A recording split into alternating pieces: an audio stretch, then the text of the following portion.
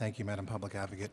You know, I've waited my turn here. I've followed protocol in the New York City Council and haven't spoken out because I respect this chamber. I have to tell you, I'm still shaken to my core. I'm upset. I'm angry. But I'll tell you honestly, I'm actually somewhat pleased at what we saw here today. If you're wondering why I'm saying that, is because for the last few weeks, we've heard from people who said, oh, we don't dislike Jews. We only dislike the state of Israel. We have no problem with you. We simply don't want you to go to Israel. But we know that's not really at the core of what they were saying, and today they proved it. While we were discussing a resolution regarding the murder of 1.1 million human beings, I will point out that 90% of whom were Jewish, but the other 10% were political dissidents, they were Jehovah's Witnesses, they were gays. Those were the people who were being killed together in Auschwitz-Birkenau. While we were discussing that, they had the nerve, the chutzpah, the temerity to unfurl a Palestinian flag and to yell at us while we were discussing that.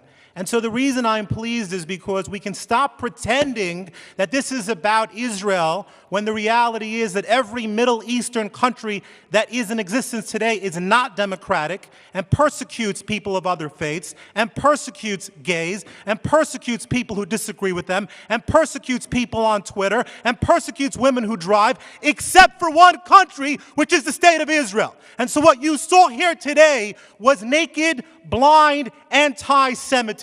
That's what you saw, and that's what you watched, and that's what you witnessed. People who are upset for one reason.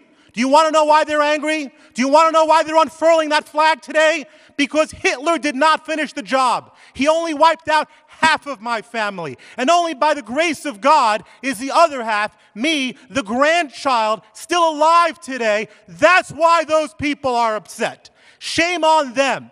Shame on them for hating Jews. Shame on them for hating people. Shame on them for disrespecting the most diverse, democratically elected body in the United States of America. And that's why we go to Israel. We go to Israel to make a message that is clear, that we will not be cowed by this fear and by this hatred that we have, where these are people who would celebrate the death of Jews rather than mourn the death of innocence. I am embarrassed at what happened here today, but I am pleased that we finally see what this is all about. Good old-fashioned anti-Semitism. Thank you. Councilmember Mealy.